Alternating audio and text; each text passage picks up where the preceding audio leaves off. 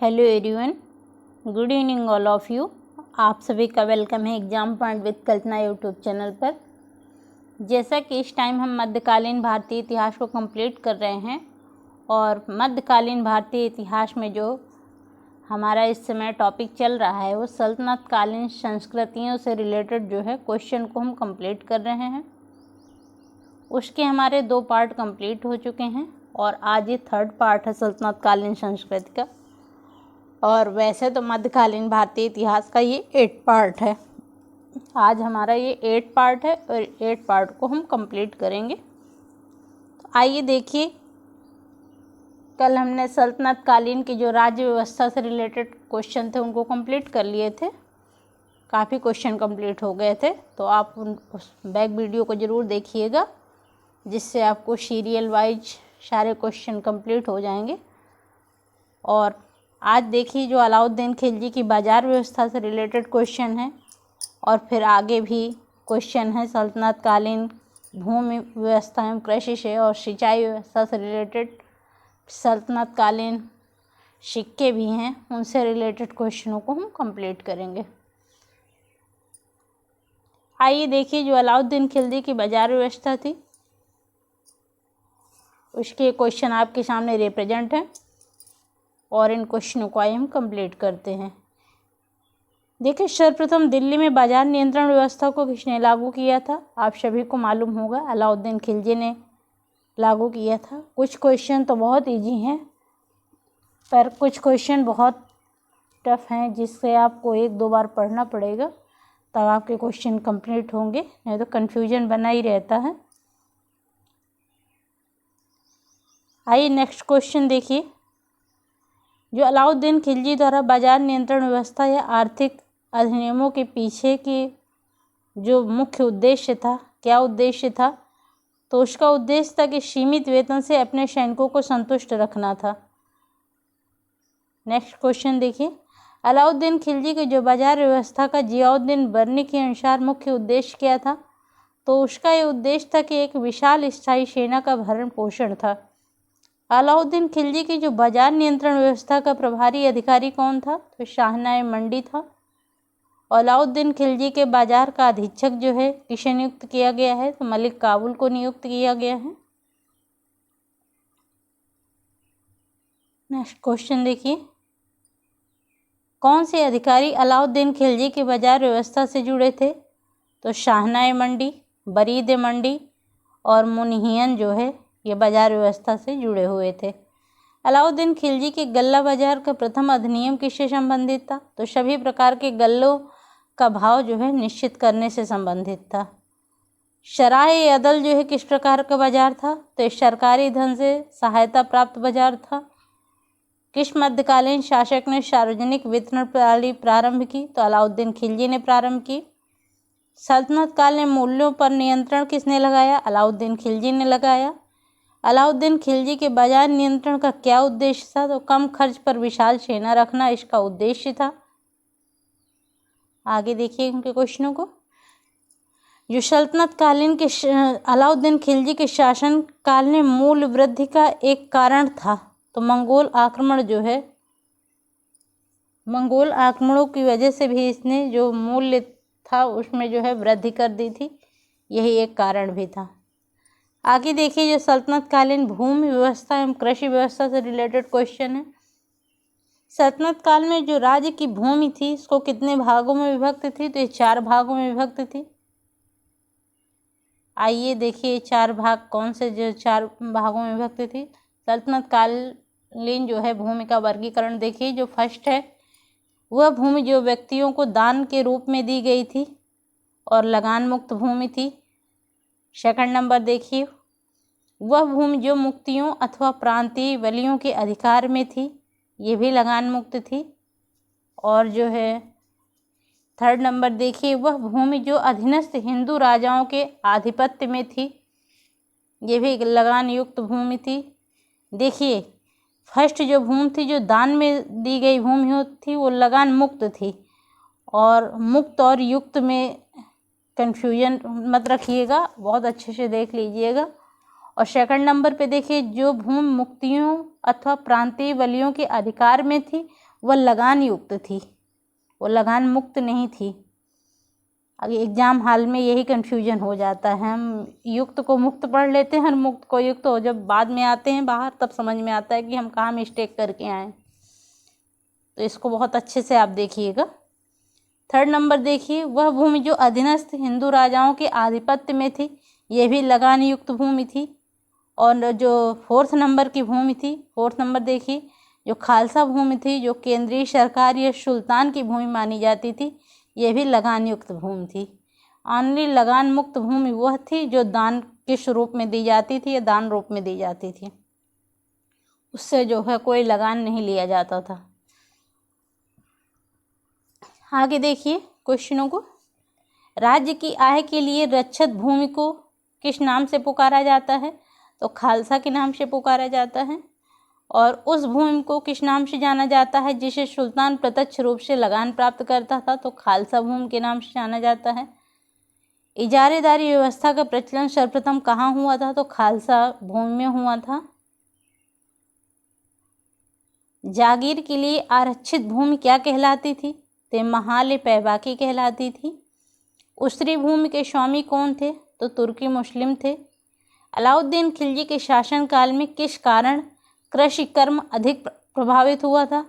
तो करों की अधिकता के कारण जो है कृषि कर्म जो है अधिक प्रभावित हुआ था। दीवान कोही के रूप में विख्यात कृषि विभाग किसके द्वारा बनवाया गया था? तो ये मोहम्मद बिन तुगलक के द्वारा बनवाया गया था। और मोहम्मद बिन तुगलक ने दीवान कोही नामक एक नए विभाग का सृजन किया। इसका मुख्य कार्य क्या था? तो ये था कि परती भूमि को कृषि योग्य बनाना जो है यह इसका मुख्य कार्य था।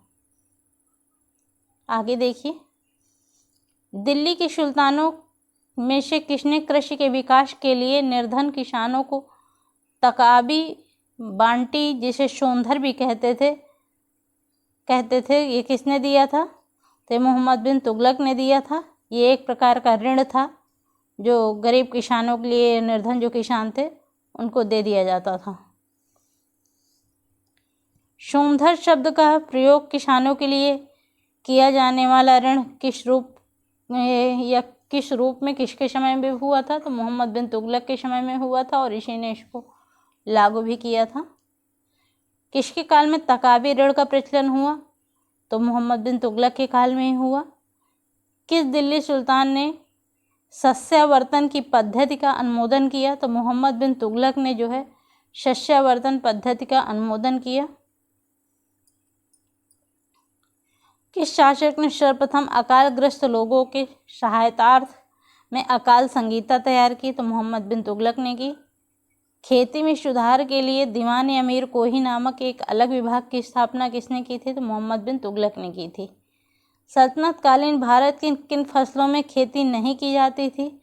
तो जो आलू और मक्का की खेती जो थी ये नहीं की जाती थी। आपको सभी को पता होगा, आलू है, मक्का है, ये सब अंगूर है, ये सब पुर्तगालियों की देन थी। जब पुर्तगाली आए थे तभी आलू सब इसकी जानकारी जो है भारतीयों को हुई थी। आगे देखिए, सिंचाई व्यवस्था से रिलेटेड क्वेश्चनों को देखिए। दिल्ली सल्तनत के सुल्तानों में से कौन नहर प्रणाली का जनक माना जाता है? तो गयासुद्दीन तुगलक को माना जाता है। जनक इसलिए माना जाता है जो पहली नहर प्रणाली चलाई थी तो गयासुद्दीन तुगलक ने चलाई थी, और हालांकि काफ़ी नहरों का खुदवाई थी फिरोज शाह तुगलक ने करवाई थी। तो जनक के रूप में पूछा गया है इसलिए गयासुद्दीन तुगलक हैं, और अनेक नहरें बनवाई थी फिरोज शाह तुगलक ने। आगे देखिए नेक्स्ट क्वेश्चन, दिल्ली के किस सुल्तान ने राज्य की सहायता से नहर सिंचाई व्यवस्था को प्रारंभ किया था? तो प्रारंभ जैसा भी हमने बताया गयासुद्दीन तुगलक ने किया था। और सिंचाई के लिए अनेक नहरें किसने बनवाई थी? फिरोज तुगलक ने बनवाई थी। सल्तनत काल में किस सुल्तान ने सर्वप्रथम सिंचाई कर लेना शुरू किया था या सिंचाई कर लेना प्रारंभ किया था? तो फिरोज शाह तुगलक ने किया था। फिरोज तुगलक भी बोलते हैं, फिरोज शाह तुगलक भी बोलते हैं, कंफ्यूज मत होइएगा। किस सुल्तान ने हक ए शर्ब नामक सिंचाई कर लगाया था? तो फिरोज तुगलक ने लगाया था। और शर्ब किस पर लगाया जाता था? तो ये सिंचाई कर ही था, सिंचाई पर लगाया जाता था। फिरोज द्वारा सिंचाई की व्यवस्था में सर्वाधिक लाभ जो है किस क्षेत्र में हुआ? तो ये पंजाब क्षेत्र में हुआ। अपने समय में सबसे लंबी नहर जिसका जो है अभी भी व्यवहार होता है और जो उत्तर भारत के लिए सबसे अधिक लाभप्रद है, उसका निर्माण किसने कराया था? तो फिरोज शाह ने करवाया था। ये फिरोज तुगलक बोलिए। आगे देखिए नेक्स्ट क्वेश्चन। 18वीं शताब्दी के पूर्व पंजाब में नहरों का एक विकसित जाल था, उसका निर्माण करता कौन था? फिरोज तुगलक था। आगे देखिए तकनीकी एवं व्यापार से रिलेटेड क्वेश्चन। कौन सा सूती वस्त्र उद्योग से संबंधित नई तकनीक या तकनीकें भारत में मध्यकाल में तुर्कों द्वारा प्रथम बार प्रयोग में लाई गई? तो चरखा और जलसंधार जो है ये सूती वस्त्रों का उद्योग की तकनीकें थी और ये मध्यकाल में तुर्कों द्वारा प्रथम बार जो है भारत में लाई गई थी, चरखा और जलसंधार। वस्त्र उद्योग का कौन सी एक तकनीक है जो तुर्कों द्वारा भारत में प्रारंभ की गई थी? तो चरखा प्रारंभ किया गया था तुर्कों द्वारा। दिल्ली सल्तनत के समय पानी खींचने के अन्य साधनों में से शाक्रिया, जिसे रहट भी बोलते हैं, इसकी भिन्नता का प्रमुख लक्षण जो है किसका प्रयोग था? तो गियर तंत्र का प्रयोग था। आगे देखिए नेक्स्ट क्वेश्चन। कौन सी शब्दावली में गियर यंत्रावली का प्रवेश हुआ था? तो 14वीं शताब्दी में जो है गियर यंत्रावली शब्द का प्रवेश हुआ था। कौन सल्तनत कालीन भारत में उत्पादित कपड़ों के प्रकार थे? तो कमीना, महीन, किरपाश, शीरीबाफ्त और सलाहरी, ये जो है भारत में उत्पादित जो है कपड़ों के प्रकार थे। मध्यकाल में पिंजड़ शब्द से क्या अभिप्राय था? तो ये रुई धुनिये की कमान थी, जिससे रुई धुना जाता था, उससे रुई धुनिये की कमान थी, उसको पिंजड़ कहते थे। आगे देखिए नेक्स्ट क्वेश्चन। सल्तनत काल में नद्दाफ शब्द से क्या तात्पर्य था? तो ये भी धुनिया था, जो कि रुई धुनने वाला था, रुई धुनने वाले को नद्दाफ बोलते थे।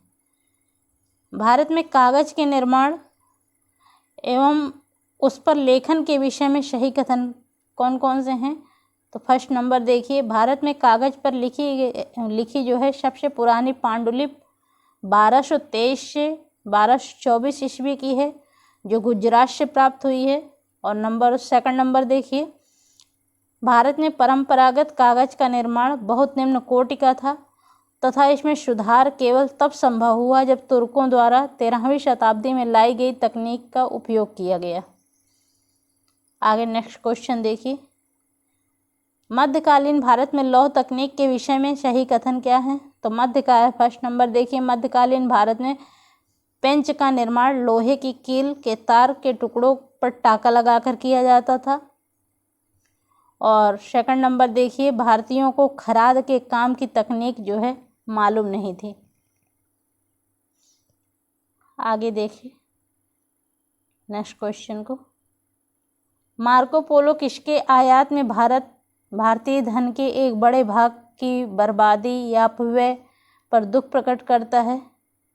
तो मार्को पोलो ने जो अश्व को घोड़ा भी बोलते हैं, तो घोड़ों के आयात पर जो उसने भारतीय धन के बड़े भाग पर बर्बादी अपव्यय पर उसने दुख प्रकट किया था मार्को पोलो ने। भारत में दासों के निर्यात पर प्रतिबंध किसने लगाया था? तो फिरोज तुगलक ने लगाया था। दिल्ली के सुल्तानों में किसने शिक्षा में व्यावसायिक पाठ्यक्रम लागू किया था? फिरोज तुगलक ने लागू किया था। आगे देखिए जो विविध से रिलेटेड क्वेश्चन है, अलाउद्दीन खिलजी के सुधारों में संबंधित सही कथन है। फर्स्ट नंबर देखिए, जागीरों को दी गई समस्त राजस्व मुक्त भूमि को जब्त करना। सेकंड नंबर देखिए, अपनी सेना में दाग और चेहरा को लागू करना। थर्ड नंबर देखिए, शराब की सार्वजनिक बिक्री पर पाबंदी लगा देना। नेक्स्ट क्वेश्चन देखिए, सल्तनत काल में भू राजस्व का सर्वोच्च ग्रामीण अधिकारी कौन था? तो चौधरी था। दिल्ली सल्तनत में किस्मत एक खेती क्या था? तो ये ग्राम के मुखिया द्वारा कृषकों से संग्रहित उपकर था, उसे जो है किस्मत एक खेती बोलते थे। सल्तनत काल में खराज क्या था? तो हिंदू जमींदारों से एकत्रित जो है भूमि कर को खराज बोलते थे। नेक्स्ट क्वेश्चन देखिए, बटाई गल्ला बख्शी अथवा भावोली के नाम से पहचानी जाने वाली भूराजस्व आकलन विधि वस्तुतः ऐसी पद्धति थी जो फसल बंटवारे पर नियत करती थी। किस आधार पर? तो कुल पैदावार के आधार पर जो है मतलब इसका आकलन किया जाता था और फिर जो है फसल के बंटवारे की जो है नियत तय की जाती थी। आगे देखिए नेक्स्ट क्वेश्चन, 13वीं शताब्दी में फवाजिल शब्द से क्या अभिप्राय था? तो फवाजिल शब्द जो है राज्य को प्रेषित अधिशेष राजस्व के लिए जो है इस शब्द का प्रयोग किया गया था। एक बार और देख लीजिए, फवाजिल जो है राज्य को प्रेषित अधिशेष राजस्व जो होता था उसके लिए जो है फवाजिल शब्द का प्रयोग किया गया था 13वीं शताब्दी में। नेक्स्ट क्वेश्चन देखिए, अमीर खुसरो के अनुसार जो है शतरंज का खेल कहाँ आविष्कृत किया गया? तो ये भारत में आविष्कृत किया गया। सल्तनत काल में शरीयत द्वारा किस कर की अनुमति नहीं थी? तो सल्तनत काल में जो है शरीयत द्वारा जो है विवाह कर की अनुमति नहीं थी, विवाह कर जो है नहीं लिया जाता था। आगे देखिए जो आर्थिक शब्दावली के रिलेटेड क्वेश्चन देख लीजिए। जो अबवाब होते थे उसे अतिरिक्त कर कहा जाता था। खिदमती जो होते थे उन्हें अधीनस्थ भारतीय राजाओं से प्राप्त कर था। इजारा जो है लगान वसूली में ठेकेदारी की प्रथा थी। बटाई गल्ला या बख्शी भावोली या किस्मत गल्ला ये फसल के सरकारी हिस्से का निर्धारण की पद्धतियाँ थीं। मुक्ता नस्क या कनकूत जो है ये लगान निर्धारण की मिश्रित पद्धतियाँ थीं। सोमधर या तकावी इसे ऋण बोलते थे जो किसानों के लिए दिया जाता था मोहम्मद बिन तुगलक के समय में। गज सिकंदरी सिकंदर लोधी द्वारा प्रचलित भूमि की पैमाइश वाला गज था। घरी जो है घरी अलाउद्दीन द्वारा प्रचलित जो है घर या मकान पर लगने वाला कर था। चराई देख लीजिए आगे, जो चराई होता था वो अलाउद्दीन खिलजी द्वारा प्रचलित पालतू पशुओं या चारा गाहों पर लगने वाला कर था। आगे देखिए जो मिल्क होता था वह संपत्ति पे लगता था। इनाम या इदरारत जो है ये वृत्तियाँ थीं। वक्फ जो है ये धर्मार्थ निधि थी। इक्ता या आक्ता जो है वह भूमि जिसकी आय सेना में सरदारों को सेना रखने तथा उससे उचित प्रबंध रखने के लिए दी जाती थी, यह हस्तांतरणीय थी। खिदमती जो है ये एक निश्चित कर था। हक ए शर्ब ये जल कर ये सिंचाई कर था। किस्मात जो है कृषि संबंधी उपकर था। उसलूब जो है यह अधिनियम था। उस्र जो है मुसलमानों से लिया जाने वाला भूमि कर का उपज था जो कि 1/10 अथवा 1/20 भाग जो है लिया जाता था। खराज जो है गैर मुसलमानों से लिया जाने वाला भूमि कर था जो कि उपज का जो है 1/3 या 1/2 भाग लिया जाता था। खम्स जो है यह लड़ाई में हासिल किया गया या लूट का माल या इस्लामी कानून के अनुसार लूट के माल का 1/5 भाग शाही खजाने तथा शेष भाग सैनिकों को बांटा जाना चाहिए था। ज़कात देख लीजिए। ज़कात जो है मुसलमानों से लिया जाने वाला धार्मिक कर था जो कि 2.5% तक था। जजिया जो है गैर मुसलमानों से लिया जाने वाला कर था। आगे देखिए जो आमिल होते थे ये साधारणतः ग्रामों से भूमि कर वसूल करने वाला पदाधिकारी होता था। इतलाकी वह भूमि जिसका प्रबंध सुल्तान अपने द्वारा नियुक्त किए हुए कर्मचारियों से करवाता था। इदरार जो है ये विद्वानों द्वारा धार्मिक लोगों को दी जाने वाली आर्थिक सहायता थी। कारकुन जो है ये भूमि कर का हिसाब किताब रखने वाला लिपिक होता था। खालसा भूमि जो है यह वह भूमि होती थी जिसका प्रबंध सुल्तान की ओर से होता था और जिससे होने वाली आय केंद्रीय सरकार के लिए सुरक्षित रहती थी। जिम्मी क्या होते थे? तो जिम्मी जो है जजिया कर अदा करने वाले लोग होते थे। जीतल या 1 तोले से 1/3 1 सहित 3/4 तोले के तक जो है तांबे का जो है सिक्का होता था। टंका जो है यह मुख्य मुद्रा की इकाई थी जो 1 तौल सोने या चांदी का होता था। आगे देख लीजिए, दिनार यह सोने का सिक्का होता था जो लगभग 96 जौ के बराबर होता था। फवाजिल या फाजिल जो है अधिशेष भूराजस्व था। बंजारा जो है घुमक्कड़ अनाज व्यापारी या कारबानियान जो होते थे उन्हें बंजारा कहते थे। और बलाहार जो है ये साधारण किसान होते थे। मफरूज जो है ये संभवतः हुआ ज़मीन जो किलों की सेना के खर्च के लिए नियत कर दी जाती थी उसे मफरूज कहते थे। आगे देखिए, मशाहत ये भूमि की पैमाइश होती थी। भूमि की पैमाइश होती थी। और मुतसर्रिफ़े जो है गांवों में किसानों से भूमि वसूल करने वाला अधिकारी होता था, उसे मुतसर्रिफ़े कहते थे। और मुशरिफ़े ममालिक जो है ये राज्य का महालेखाकार होता था जो राज्य की आय पर नियंत्रण रखता था। मुस्तौफ़ी जो है ये राज्य के हिसाब किताब की जांच रखने वाला अधिकारी होता था। और अमलाक जो है ये अमलाक अथवा मिल्क की वह भूमि होती थी जिसे धर्म संबंधी तथा अन्य दान के कार्यों के लिए प्रदान किया जाता था और यह पिता से पुत्र को पहुंचती रहती थी। आगे देखिए, जो सल्तनतकालीन कारखाने थे ये एक तरफ रातवी कारखाने हैं और एक तरफ जो है गैर रातवी कारखाने। देखिए, जो शमा खाना ये रोशनी आदि का प्रबंधन करता था। और आबदार खाना जो है जल के प्रबंधन से संबंधित था। पील खाना या गजशाला से संबंधित था। और पायागाह जो है यशशाला से संबंधित था। और मतखब जो है रसोई से संबंधित था। आगे देखिए, जो शरखाना होते थे यह कुत्तों को रखने का स्थान होता था। और शुतुर खाना जो है ऊँटों के रखने का स्थान होता था। आगे देखिए, जो इधर गैर रातवी कारखाने थे इन्हें भी देख लीजिए। जो जामदार खाना होता था यह वस्त्रों से संबंधित था। फर्राश खाना जो है फर्श के कालीन इत्यादि से संबंधित था। अलम खाना यह पताकाओं या शाही ध्वज से संबंधित था। जर्राद खाना जो अस्त्र शस्त्र से संबंधित था। और रिकाब खाना जो है घोड़ों की जीन से संबंधित था। आगे देख लीजिए, शिलह खाना जो है यह अस्त्र शस्त्र या अस्त्र का भंडार था। शिलह खाना जो है यह अस्त्र का भंडार था। और जवाहर खाना जो है यह रत्नों से संबंधित था, नाम से ही आपको मालूम चल रहा होगा। और तस्तदार खाना जो है यह हाथ मुंह धुलाने के लिए सामान से संबंधित था, तस्तदार खाना। आगे देखिए, जो सल्तनतकालीन सिक्के हैं उनसे रिलेटेड क्वेश्चन।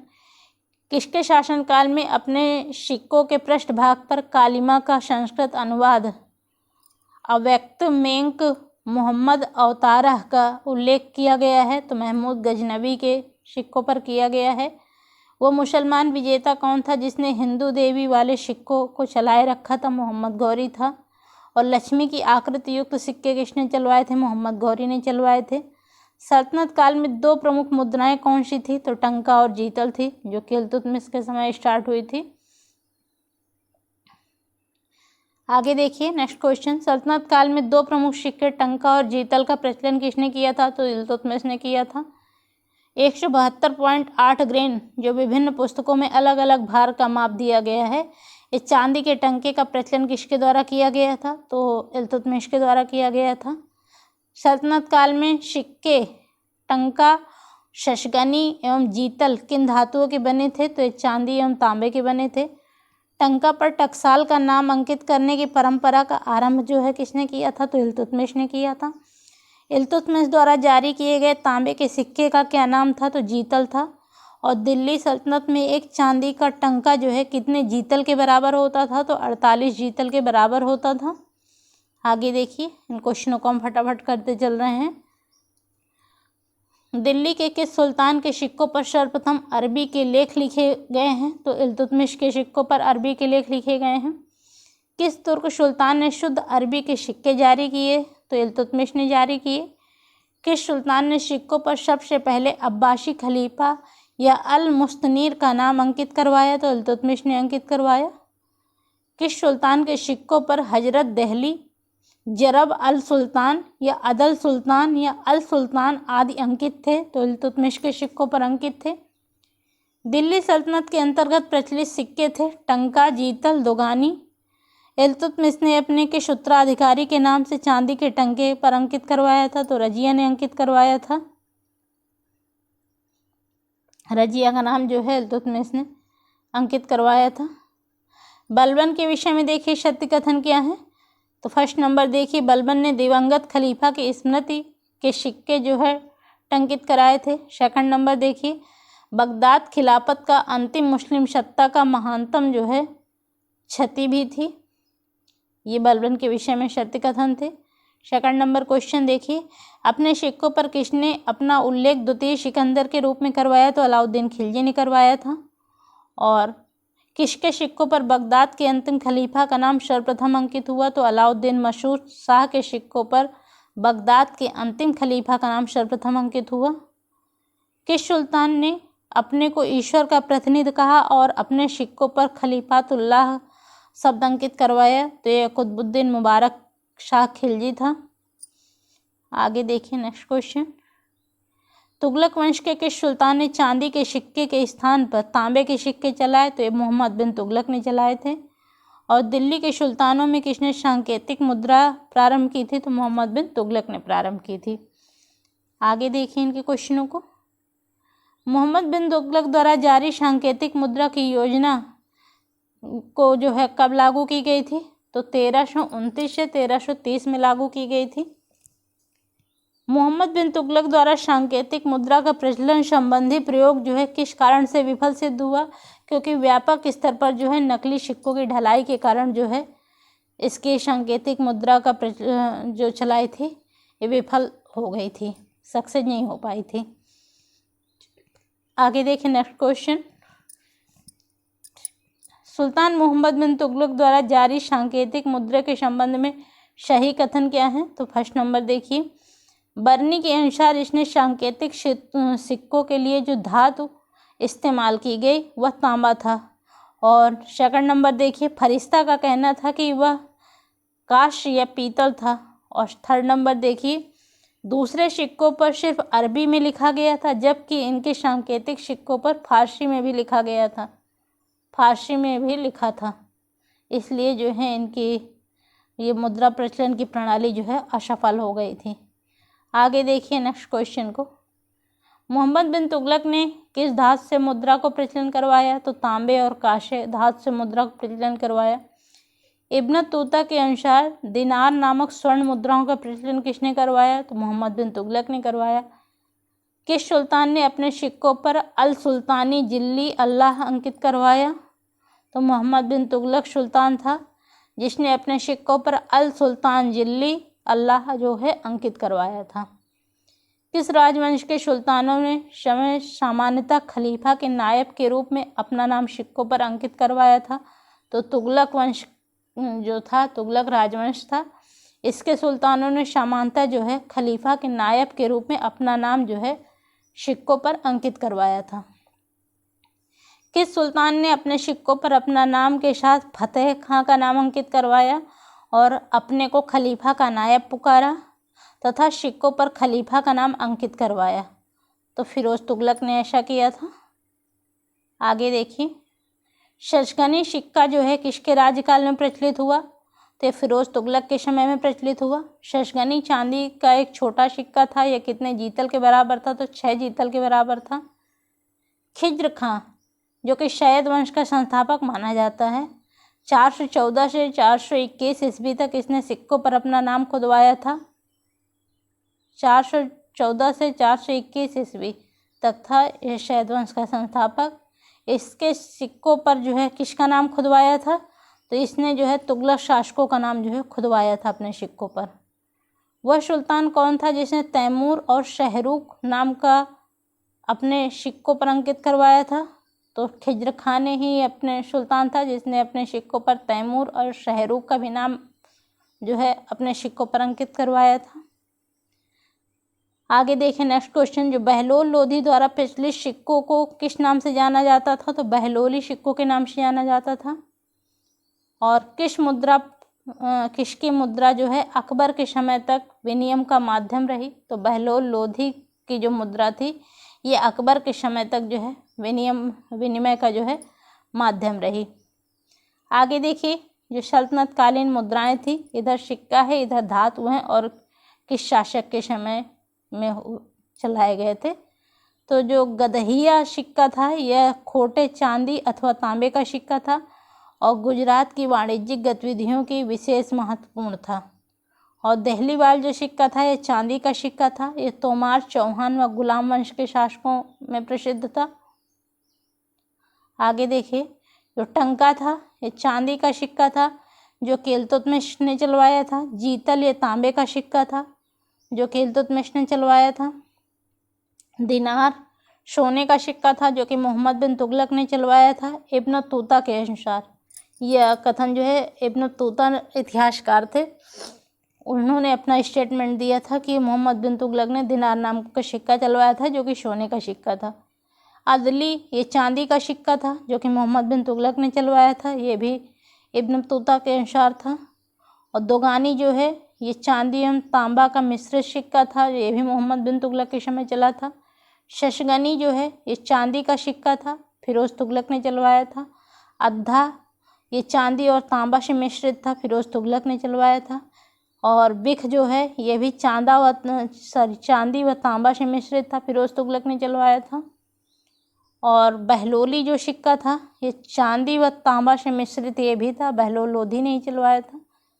दिरहम ये चांदी का सिक्का था, अरबों द्वारा चलवाया गया था।